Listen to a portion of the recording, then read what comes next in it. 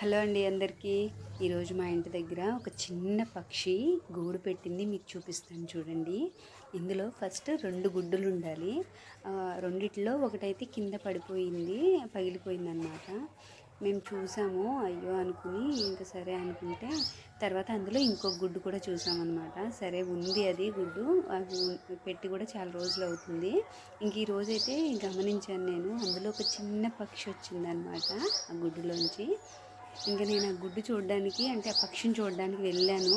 ఇంకా పక్షి అయితే అగో అక్కడ కరెంట్ తీగల మీదకి వచ్చి ఒక్కటే అరుస్తుందనమాట.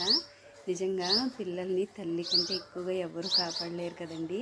చూడండి, దాని పిల్లల్ని నేను ఏం చేసేస్తానా అని ఆ కరెంట్ తీగల మీదే ఉండి తెగ అరుస్తుంది పక్షి.